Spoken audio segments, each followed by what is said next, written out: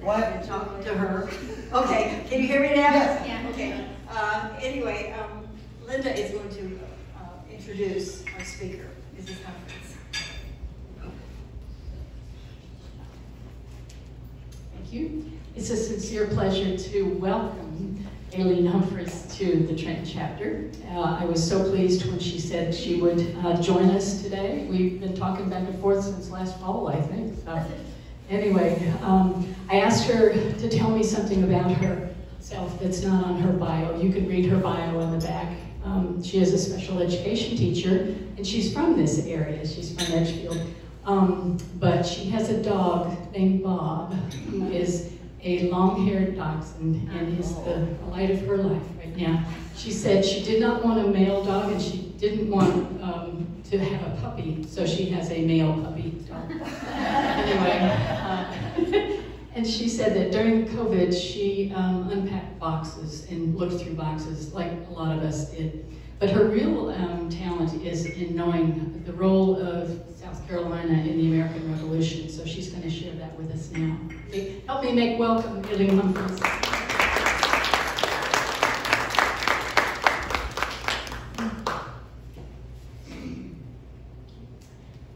Thank you. I may need the microphone, but being a teacher, you know how well I probably project. Anyway, thank y'all so much for inviting me. I really do appreciate it. This is a lovely, lovely group. And when they said you're going to sit at the head table, I thought, oh, I don't belong at the head table. But I have enjoyed my time with these ladies so much. And they did not need to ask me, where is Edgefield? And I even knew the Pine House. Everything that, I mean, there is a plan out there. We just don't always know what the plan is. But I'm learning that this was my plan for today. And I am thrilled to be here. Thank y'all very much. And I am thrilled to be here with the Trenton, DAR. And I have always found it so interesting about the name of the group. And it really is, I thought it was Trenton, South Carolina, but it's Trenton, New Jersey. And I hope all of y'all have visited or had the opportunity to visit where Washington crossed the Delaware, because it is a lovely place to visit. And they do such a good job of explaining what happened that night and then what happened the next morning when Washington ended up where he did, and the great success that he had. So you have a wonderful name to carry on. And so I became interested in a long time ago. I'm not going to say how long or how old I am, but probably older than everybody in here. I became interested in the American Revolution because I decided I would look into joining the DAR, but I didn't know if I had an ancestor, and I was telling Linda over here along the way that one of my distant relatives who lived in Chicago got in touch with my father that he was going to have a service for an ancestor back in like 1967. And my father told me about it. He wasn't interested in history, and I was. But I didn't go to the ceremony where they were honoring him for serving in the American Revolution. And so his name was Daniel Gilbert. And I started, after the service that I did not attend, I thought, I need to look up who in the world is Daniel Gilbert. Well, I looked him up, and the service was in Spartanburg County, and I was born in Spartanburg. If you look on the back page, I think they included that. And when I was a year old, I moved to Edgefield County.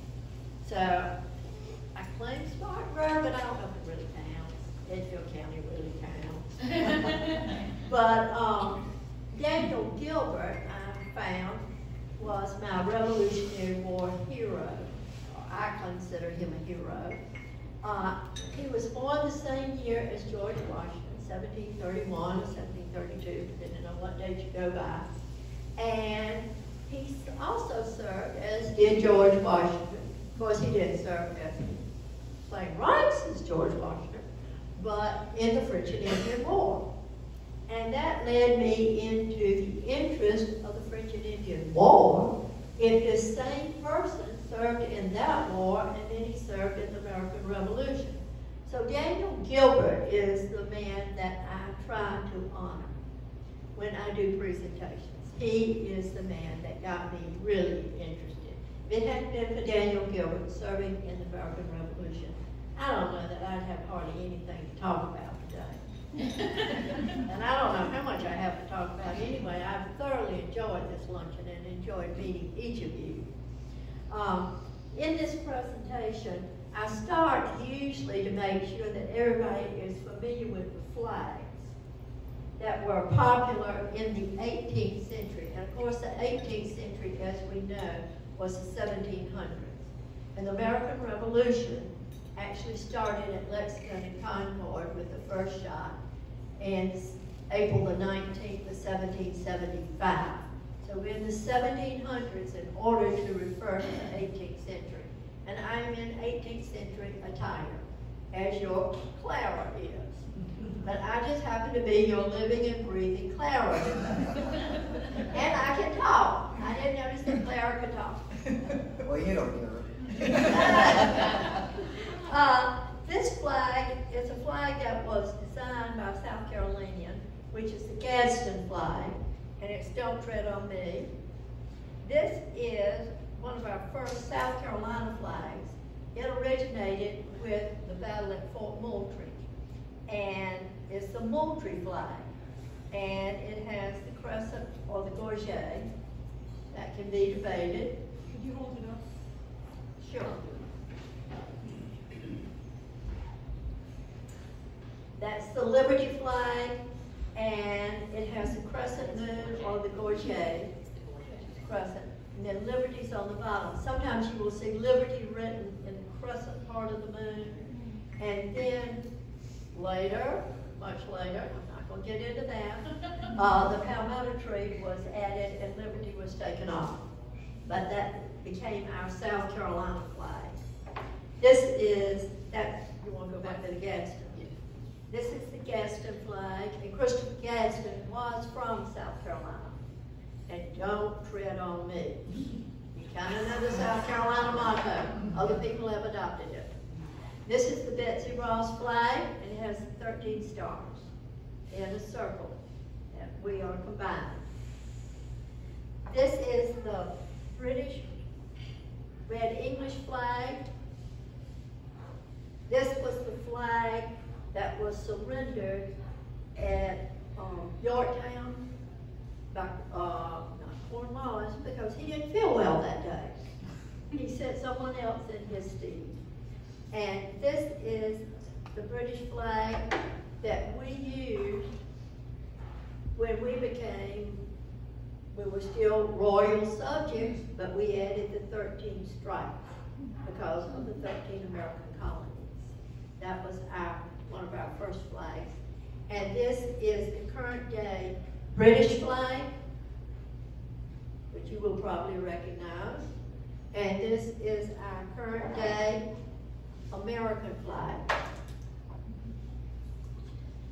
with our 50 stars. And each star represents a state, as the 13 stars represented the 13 colonies. I think at one time they tried to add stripes to go along with the stars, and the flag got real big. So we went back to the original 13 red and white stripes and forgot that and just added stars. And some of you may even remember, I do, when there were only 48 stars on the flag. Oh yeah, I see some more people that remember that. And in 1959 and 1960, we added 2 more states, so we ended up with 50. And when you look at the current day flags, you can immediately spot a 48 flag, star flag. compared to the 50-star flags because they're in straight rows for the 48. There's 7 across and 7 down. And so for 50, they had to redesign the flag a little bit. But let's think about back 200 and almost 50 years ago when Daniel Gilbert and your ancestors were here. They would not have been in this lovely room today or had that lovely lunch. The dates we need to remember when we are reading and studying history from that period of time. And I've done a good bit of research. The dates are uncertain, the records are incorrect, the locations, if known, sometimes the locations are in different places from where they think they were. Some of them are on public property, some of them are on private land, and there have been stories that are told and retold. It's almost like a game of gossip, that somebody passes it down the family, and by the time it gets to us, almost 250 years later, it's not quite the same story as it started out. And literacy was not as common then as it is today. So there were plenty of people who told the story, but weren't able to write the story. So they may have passed the story and the dates were changed, or the locations were changed. But one thing that I hope everybody remembers, just like we as individuals, we weren't just dropped here 40, 50, 60, or 70 years ago. We all have ancestors, and we all go back. That's just like the locations and the events of the American Revolution War. And this is a timeline that I have designed to help people understand the order of sequence of events of the American Revolution. It starts with Lexington and Concord, because that was the first battle and shot heard around the world. And then, right after that, I pick up with 96 and go forward through the different battles that occurred in South Carolina. And of course, one of them, which was, I guess you would consider it a battle. I have events. I call them sites, because not all of them are battles. I have a gentleman on there who is Isaac Hayne, who was hung in Lexington. He was a very important gentleman, and it created a lot of stir because the Loyalists and the Brits didn't go by what they had said they were going to go by, and he was hung, hanged. But anyway, if you start here, you'll also see Fort Galvin. And I try to point out a location that's near the location of where I am speaking. And I don't know how many of y'all, I know some of y'all have been to Fort Galvin. And it's a lovely place to go. It really is. I think the Audubon Society owns the property now. And I don't know that you can really see, soon you will be able to see a sign that marks Fort Galvin. It is going to be a sign that a nice young man, one of the Bobos, who is a CAR member, is putting a sign up. So people will become aware of Fort Galvin. The other name, I think the British called it Fort Dreadnought. Dreadnought. Okay, that's how it's pronounced. Well, we call it Fort Galvin. It was originally a trading post, and the King of England used to send a lot of goodies from England to Fort Galvin for Mr. Galvin to give out to the Indians in the area to keep them on the British side. Well, some of that happens today, I think. Maybe it doesn't come from the King of England, but that kind of passing along goodies does happen today. So it wasn't a unique idea. But if you have a chance, it's out from Jackson. I don't know the directions. How to just get go Silver Bluff Road and you'll just step right into the sign. Okay, that's how to get there. Ask some of your Done. members. Right out here. But it's a great place to go, and the sign's not there yet. I know that the Bobos are still working on it, but there will be a sign, and it's a lovely location, and the Audubon Society's done a great job. So I think you would enjoy going. It's worth your time.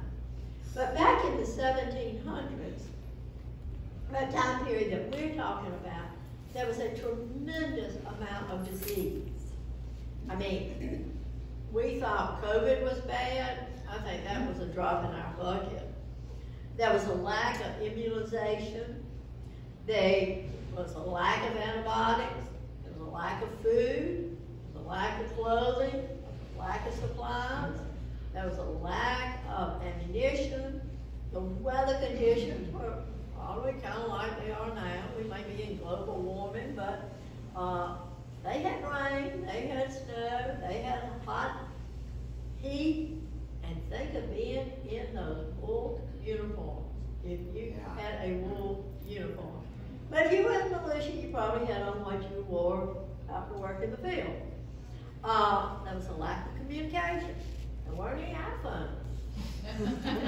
I mean, you had to depend on a rider to get some communication from a general to the troops. Transportation was very poor. The roads and the wagons and the rivers and the boats. I mean, and even on the roads, most of the roads didn't have but one lane. So if you met a wagon coming towards you, somebody had to back up. So transportation was very impeded. There is a movie out, and I know it's controversial. I think it came out about 2000. I hope everybody here is old enough to remember year 2000, even though we're in 2022, is The Patriot. And it's not meant to be historically correct. So don't think you're watching a documentary. You're watching something from Hollywood. But the part about it that is good is it's a good example, and it does depict South Carolina. It was brother against brother. It was father against son during the American Revolution. Family against family. There was a lot of just horrible acts that occurred during this period of time. From one neighbor to another, or from one family member to another. And if you watch it, you will see some great period attire. You will get the feeling of how diverse and how divided the state was at that time. There's the locations, the battles, there are a lot of things that are incorrect. Don't think I'm promoting the movie. Just think that it shows the hostilities and the brutalities that occurred during this period of time in our beloved state of South Carolina. And they make it very clear that you are in South Carolina.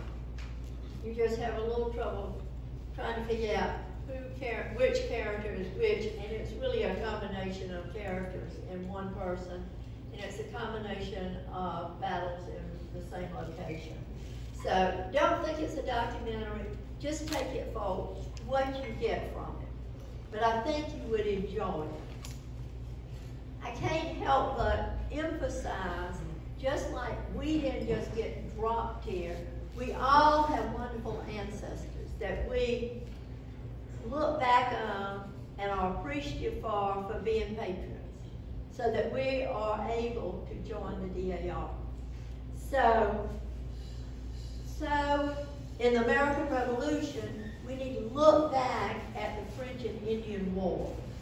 The French and Indian War was a war between Great Britain and France, but it occurred on American soil. It occurred also in Europe. They call it the 7 Years' War. We call it the French and Indian War. But during the French and Indian War, the English won, or the Americans won, whoever you want to say won, and Britain came out way ahead. Well, the French were a little bit tipped with this. They lost a lot in the peace treaty that was signed after the war. So my ancestor, who was a member of, he was a sergeant at the time of the French and Indian War, he was like the character in The Patriot. He probably did not want to fight again because the French and Indian War was very brutal. I mean, even more brutal than the American Revolution. And he set out, the French and Indian War ended in 1764. He set out until 1779. He was in Virginia, and in 1779, he did enlist to become a lieutenant, second lieutenant in the American Revolution. And I don't know what he did, I don't know what battles he was in, but I do think it's very interesting. He is buried before 1800 within 5 miles of Cowpens. So he was in the militia, and militia records are very, very poor. So I don't know that where he fought here, I don't know if he made bullets, I don't know if he contributed bread, I don't know what he did. But he is listed, and he is my patriot. He is my Mel Gibson. Now, I have no idea he looked like Mel Gibson, but I one of the main causes of death in the American Revolution was not just the fighting, but it was also the disease. Smallpox was horrible. There were a lot of diseases that were horrible, and they had no immunization, as I mentioned. These are the timelines. They take you from 1775, Fort Gulf, and of course it's on here. And we get down to, I don't know how to do the microphone and point. That's multitasking, I'm not up for that. Anyway, we get down to the surrender at Yorktown. And then if you keep going, you get down to when the British finally left South Carolina was on December the 14th, 1782. The surrender at Yorktown was October of 1781. So they hung around here and kept fighting. So our war with England was not over until they left Charleston in 1782. And that's on the timeline. And there are 63 sites that are cited, and they correspond and support the book that I have coming out in November. And I hope it's November. We'll see when it comes out. But, and then there's one additional site that's not on here. These were all approximately 50 years ago. A site that I feel like y'all would be interested in visiting is not on here, and it was just built, so it didn't belong here. It is the Revolutionary War site in Camden. It's the Visitor Center. They have a lot of good representation of uniforms, period attire, timelines, just general information about the Revolutionary War in South Carolina. So I think you would enjoy visiting there. And it's kind of the kickoff place for where you might want to go in South Carolina. I think you would like to go to these places. In the book that I have coming out has the GPSs, and I have these for sale that are framed, and these that are not framed, and if you're interested in them. And also, if y'all would like to pass this around, these are pieces or shards of china that were used during the 1700s. This is the money, and also a die, which is one die. And if you look at it carefully, it has that dreaded stamp on there. And that's part of why we had the American Revolution, was all the taxation that we had without representation in England. And part of it was the Stamp Act. Part of it was the Townsend Act. I'm not going to get into all of those acts. I'll be Vanna White. Oh, you're Vanna White. Oh, I knew you looked like somebody I knew. Another great South Carolinian. anybody has any questions about what's in here, there are musket balls, there are ember picker-uppers, so you won't burn your hands. There's a pewter plate. All of these are legitimate items from the 18th century. There's one item in there that usually is my trick item to see it for people to guess. It has handles and it has 2 straight sticks. Linda, do you see that one? Yes. It's next to. Does anybody want to guess what that one is? No. Hair curler. Hair curlers. Somebody may have seen me before. It was a wig curler. It was for men. Women wore their hair like I do today. You always had your head covered. So you could have a bad hair day every day. It didn't matter. I don't even know what my hair looks like today. I just slapped this thing on and came on. I don't know who will know what this is, but if you have heard me before, you may know. Linda, you want to try? Does anybody know what Linda has now? That tea? Yeah, that's a brick of tea. That is what the tea looked like that came from India, China. That was what was dumped at the Boston Tea Party and in the Charleston Harbor. Or it was put in a warehouse in Charleston and rotted. We decided we weren't using what the English were sending us. We would do without before we would use what they were sending us. I also want to show y'all cockades. Some of y'all may be familiar with cockades and some of you may not. Ooh, thank you. Banner number 2. The black one is the British cockade. If you look at old photographs, well, they weren't photographs, paintings or etchings, you will see that the British had on black cockades. The gentlemen in the service had them in their hats, usually. Well, George Washington, since we were British subjects and all we did was we added the stripes to the flag, he thought, well, out of respect, we will have the black cockade, but we'll put a USA entwined button on it. Well, that was fine, but you had to get pretty close to see whether to shoot that person or not, because that button's pretty small. Well, then, thank goodness, France.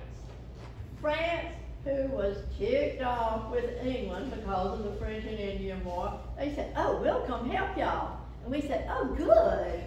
So what would y'all like to do to help? Well, they sent money, they sent ammunition, they sent men, Lafayette. We were blessed by the French.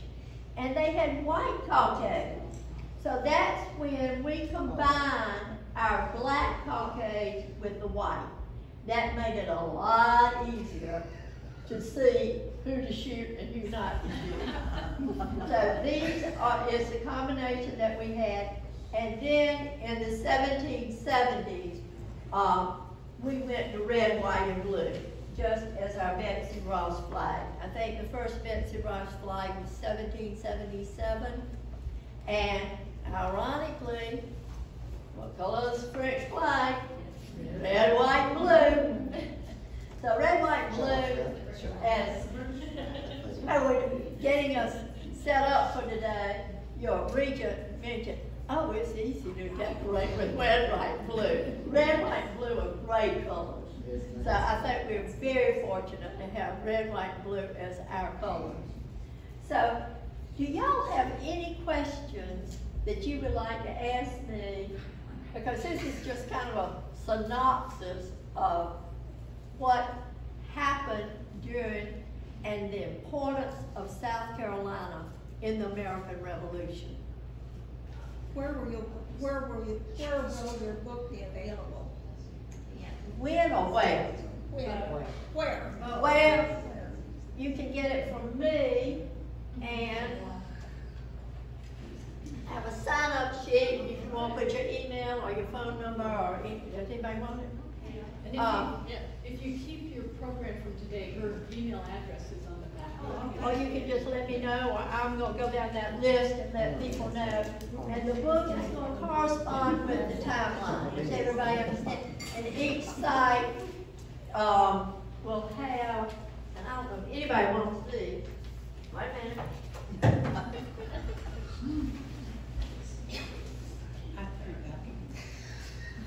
I've got plenty of it.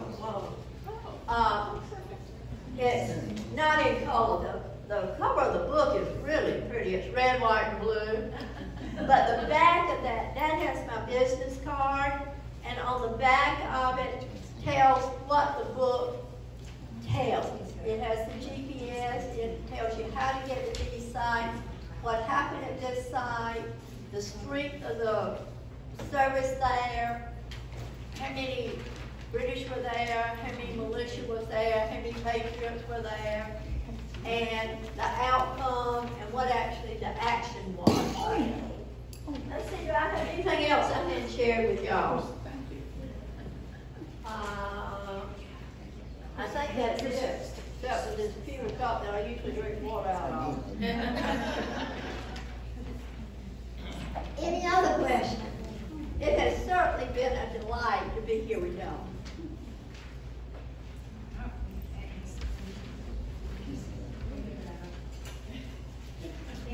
Thank you.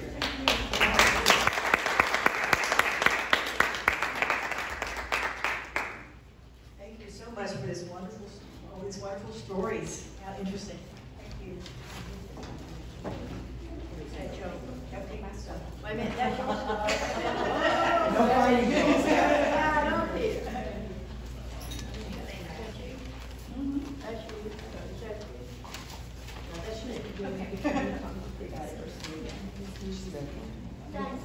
you. Interrupt her and it wouldn't bother her. She would go stop. I will be here if y'all want any timelines or if you want to come and ask me any questions. Thank you. But I did grow up in Enfield County. Thank you again. Thank you so much. We all enjoyed that so much. Would all new members please come forward for the Welcome to Trenton chapter? For your membership. Y'all already had this? Laurie? Oh, me too. Okay. She forgot how much she wants. You get some pictures. Susan Faulkner is our membership chairman, does a wonderful job. And she will verify the membership, then Carrie will give the oath of membership.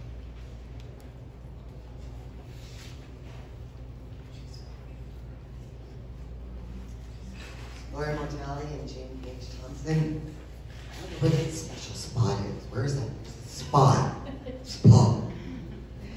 You are welcome as a member of the National Society Daughters of the American Revolution in the Trenton chapter. Your eligibility for membership has been certified in the National Society by verification of proven lineal descent from an ancestor who gave aid to American colonists during the American Revolution. The National Society was organized by Eugenia Washington, Mary Desha, Ellen Hardin Walworth, and Mary S. Lockwood. They founded the organization for the purpose of cherishing, maintaining, and extending the institutions of American freedom for which Americans fought and died. The chapel will now give you the oath of membership. Please listen to it carefully.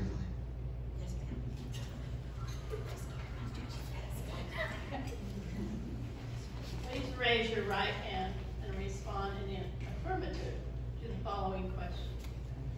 Do you promise faithful loyalty to the bylaws of the National Society Daughters of the American Revolution, the South Carolina State Society, and Trenton chapter, God be your helper? Yes. Do you promise faithfully to uphold the Constitution of the United States and to respect the flag of the United States of America, God be your helper? I do. Do you promise that at all times you will promote the objects of National Society, which are historic preservation, education, and patriotism, to the best of your ability, God be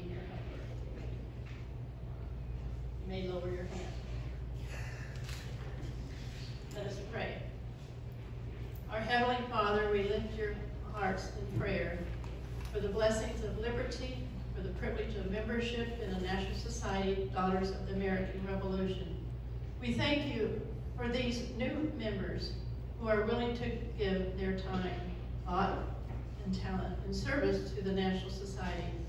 May their service be pleasing to them and to you. Amen. Amen.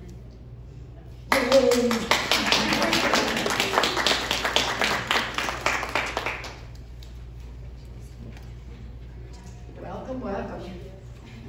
So glad to have you both. Now we have some awards to give. This is the most exciting part, I think, of this meeting. I have some awards for our fall forum as well as the spring conference. And I want you to please come forward as I call your name for the individual awards. First, there are some that are for the chapter. Mary, would you come and help me with this, please?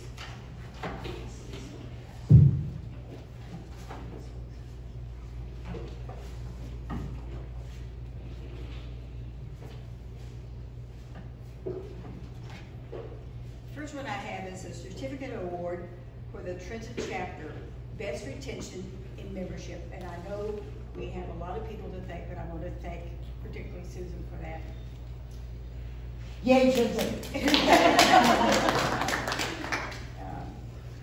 Daughters of the American Revolution, Trenton chapter, 100% participation in the President General's project.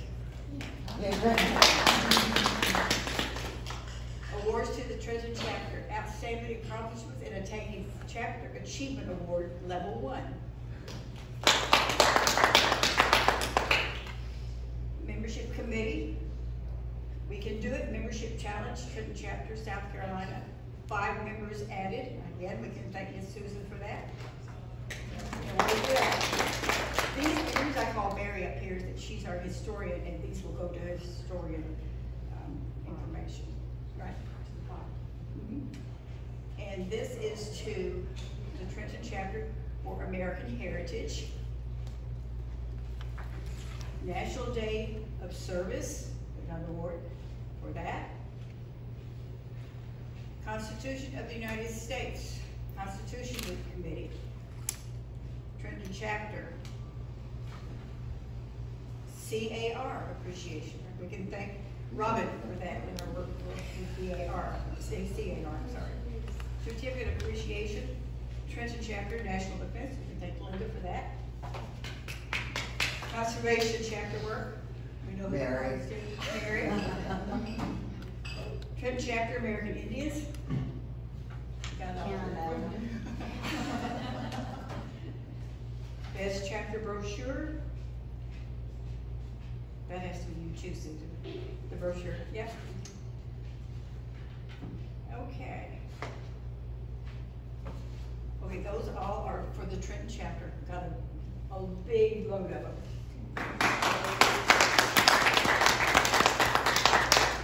These are the individual ones. Susan, would you come forward, please? Certificate of Appreciation, Susan Davis Faulkner, Trenton chapter, for exceptional lineage research. And this is for Robin, and all her work with CAR. And this is another one for Robin. Trenton chapter, South Carolina, best friend and outstanding support of the Friends of the DAR School Fund. We can thank Miss Evelyn for a lot of the work that she's done on that. And this is also for Robin, Southeastern Division, for outstanding state chair. So, that is it for me, but we have others to do. Susan, we have stuff to do.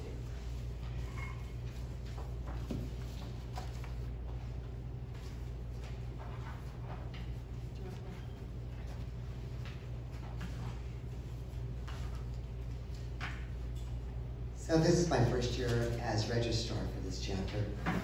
But there was still wanting to do some certificates because there are things to celebrate within the position of being a registrar and being the chairperson of the membership committee.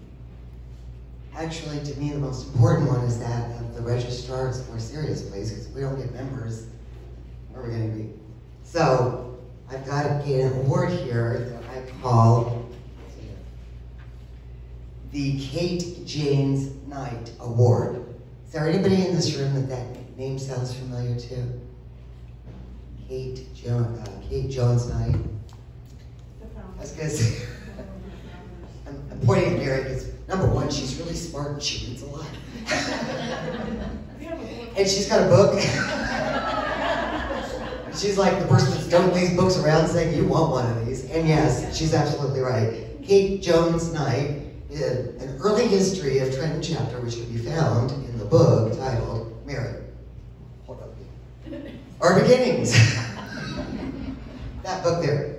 There's a section in there about Kate Jones Knight, and more than once, when it speaks about Kate Jones Knight, it says that it was through the untiring energy and insistent research work of Mrs. J.B. Knight that our chapter was organized.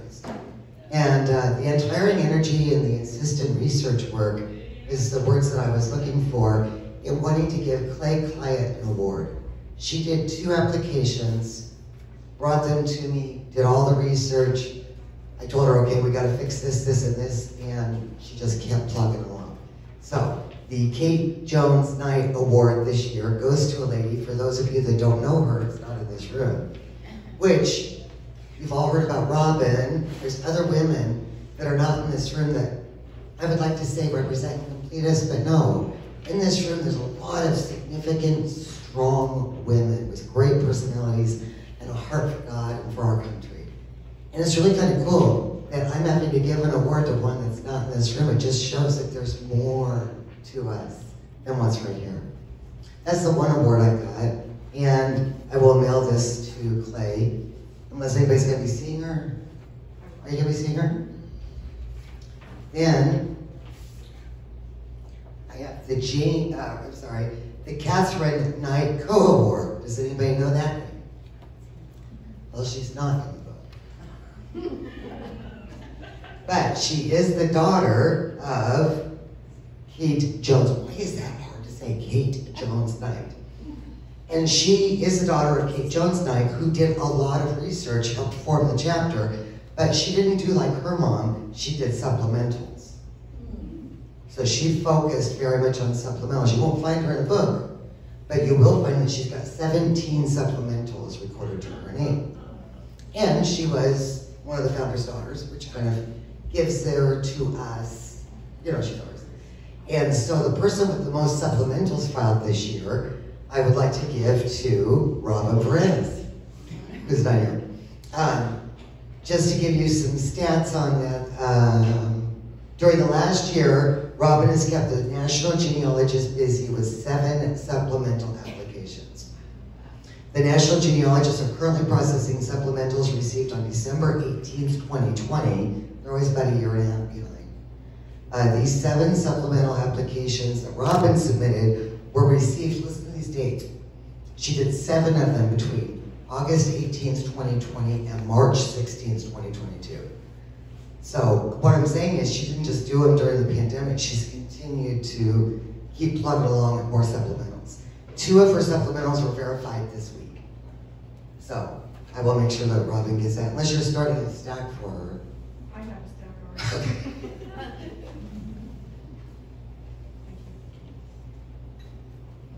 So as a registrar, and for those of you that don't know what a supplemental application is everybody is encouraged, of course you have to have a patriot in order to be a member of the society. But there's more, there's much more. Meaning, you probably got more than one patriot that you're related to. And so you're encouraged to file additional applications. It's the same process.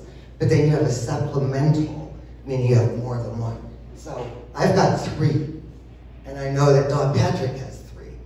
So Robin will still soon have a lot more than that. So.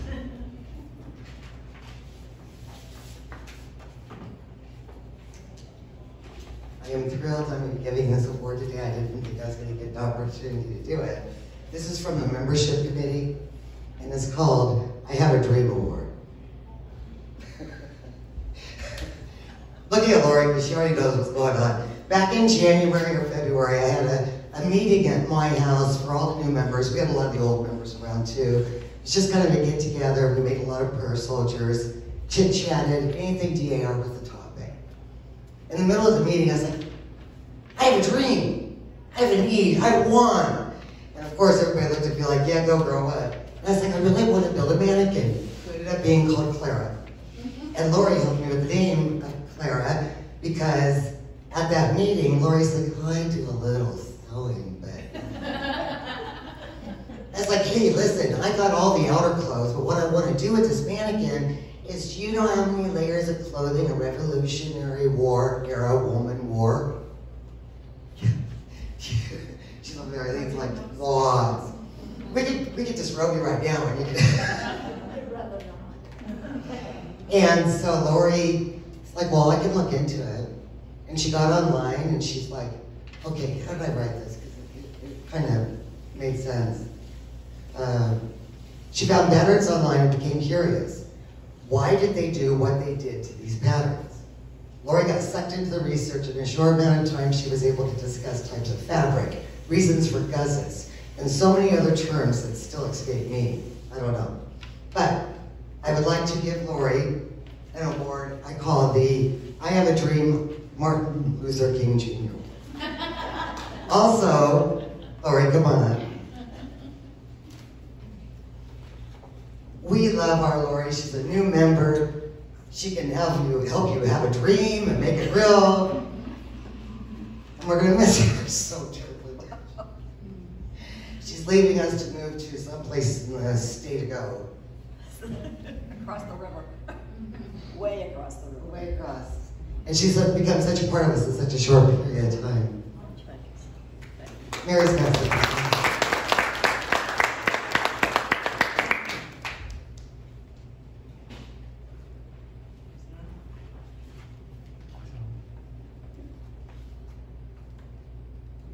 Is it on? Okay.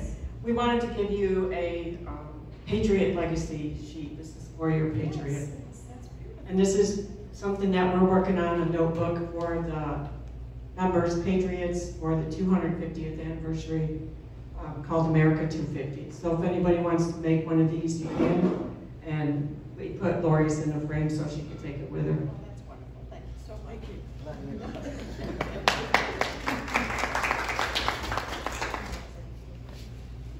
Kim, I think you have some announcements to make.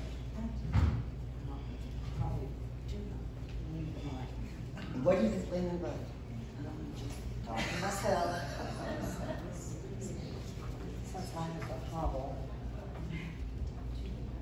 Okay, you're probably wondering what the secretary has to do up here.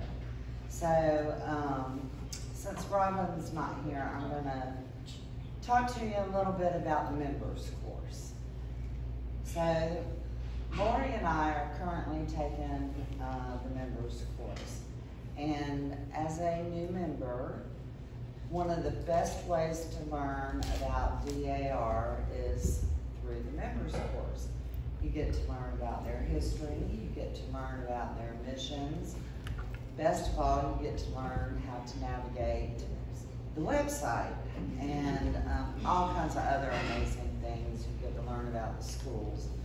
And doing the members course, you also learn that you get to do an independent project, which scares everybody, and they're like, no, I don't want to do it. So the project is supposed to be fun. It's not supposed to be complicated. And Trenton chapter does members course a little different. We do it as a group. We don't do it as individual. So as a group, we submit our project to Robin, and then we submit it to Debbie. And so I submitted 2, expecting them to pick 1. Well, they approved both. So I submitted 1 for the course, and this is my second one. I formed a small committee and decided to, what I wanted to do was honor a daughter or daughters that had gone above and beyond for our chapter this year. With COVID, you know, it had been 2 years, we've been away from each other. and I've only been a member for almost 2 years. So I wanted to use the service hours and who had participated in activities, who had come to meetings, who had really come out and gone above and beyond for our chapter. So the first daughter I'd like to recognize is actually a new member. She joined in 2021. She has organized boxes and files for our chapter. She's volunteered to read reports in meetings. She's sewn clothes for Clara. She's attended functions in the community, and she's on the membership committee. Lori, would you? Okay.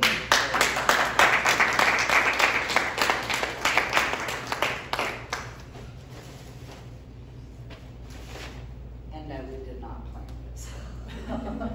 So this means you're not moving, right? Oh, yeah, I'm definitely staying, yes. Yes, good. As long as I don't have to get out in front of people again. Thank you.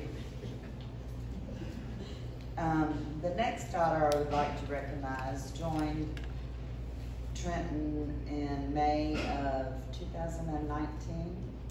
She likes to play in the dirt and clear trails and clean up cemeteries. She does a lot of marker dedications, historical preservation award applications.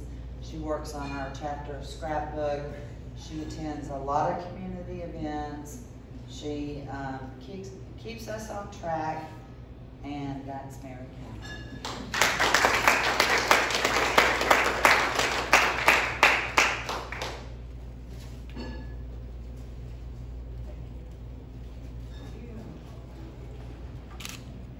And the last daughter I'd like to recognize is joined, I think, Trenton chapter in 2020. She has put together prayer soldiers. She travels around with Clara all the time. She has arranged for us to be involved with the Battle of Aiken event, the Aiken High School reenactment. She attends community events for the Trenton chapter.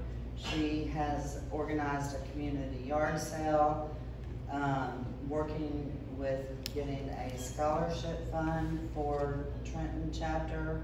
She is always looking for opportunities to recruit members for the Trenton chapter, and that's Susan Faulkner.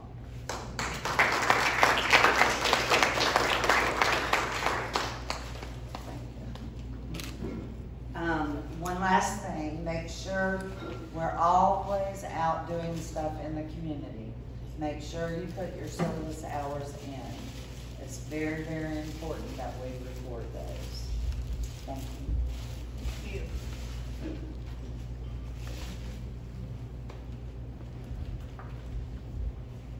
What a wonderful group we have. Yes.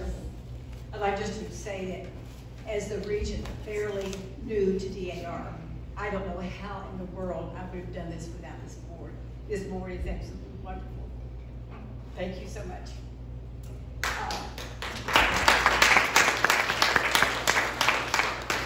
Now I have some more awards, believe it or not. Sarah Beelan, would you please come forward? Uh-oh, you're in trouble.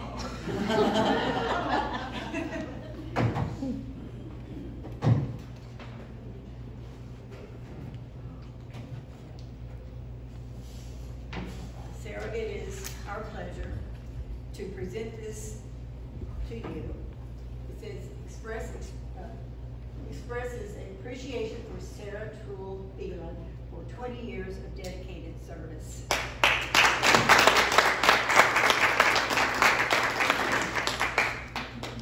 Thank you. Thank you for all your service. Sally Alexander, would you please come forward?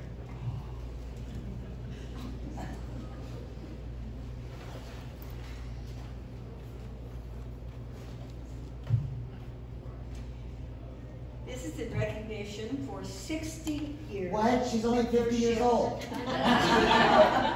Yes, 60 years, and I decided she must have been a baby. That's the only thing I can figure out. But here is a framed documentation for Wow. you. And here's also, we want to give to you, because it's such a special year. I don't know who in this room will ever be able to match that, but we have a pin for you. It says DAR, 60 years, God, home, and country.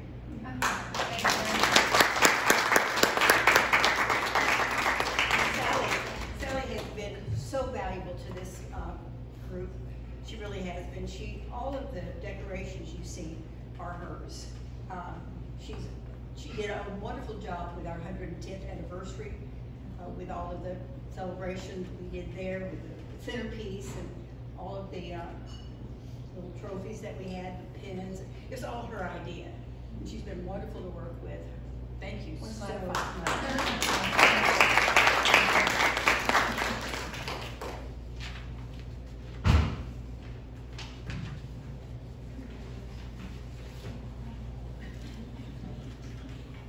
I think there's only one more thing that I want to tell you. Because of these wonderful centerpieces, if you have a little token of a star under your little basket, look on your little box there. That means that you get a centerpiece. No, mine. Is he Yeah. going? And I love it. Does that mean can we look in the bag? You can open these. sure, you can open it.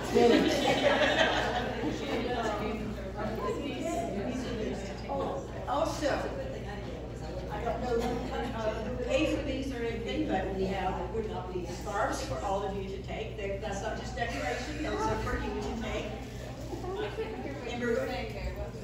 The scarf is yours. Okay, thank you. We also have one additional centerpiece, and that represented to this our speaker today. Oh, thank you. Yeah, that's what you. But thank you all. Thank you so much Yes, for and coming. she got it, and I did. Very well. So this has been a wonderful, wonderful meeting. Thank you so much for coming. And Carrie now will give us our benediction.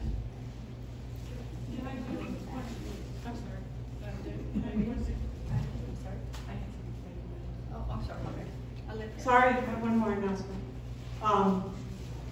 Because I'm the historian, I need a picture of the whole chapter. Oh, yeah. I have this great photographer here. Yes, you do. So don't run off. If you would, please stay for some pictures. Okay. Thank you. Okay. Now, Carrie, would you say the benediction? 8 minutes.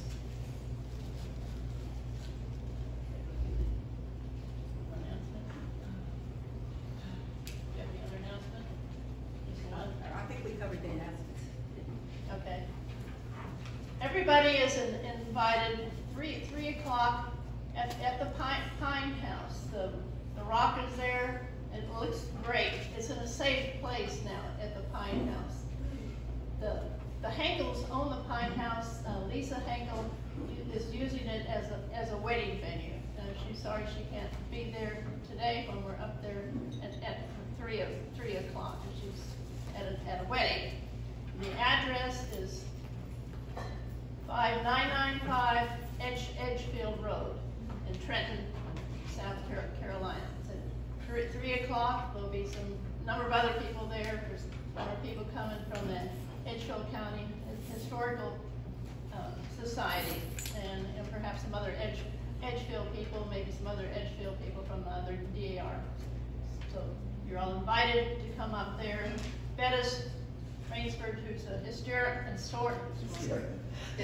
person. the historian there. He says he's providing lemonade and cookies, but I understand it. It might be something stronger than lemonade. But you're all invited. So put that in your GPS, and you can find it. It's right up there, intersection of Highway 25 and South Carolina Highways 19 and 121. And now we'll close with a prayer. Let me all stand. Sometimes we sit too long. Oh Lord, circle us and keep protection near and danger far. Circle us and keep hope within and doubt without. Circle us and keep light near and darkness afar. Circle us and keep peace within and evil out.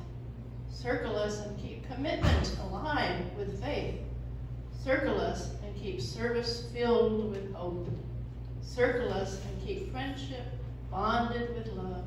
Circle us and keep our souls loving you. Amen. Again, thanks so much for coming. And don't forget, we need a picture. Oh, yes, don't forget. Doors out. Just walk out the door.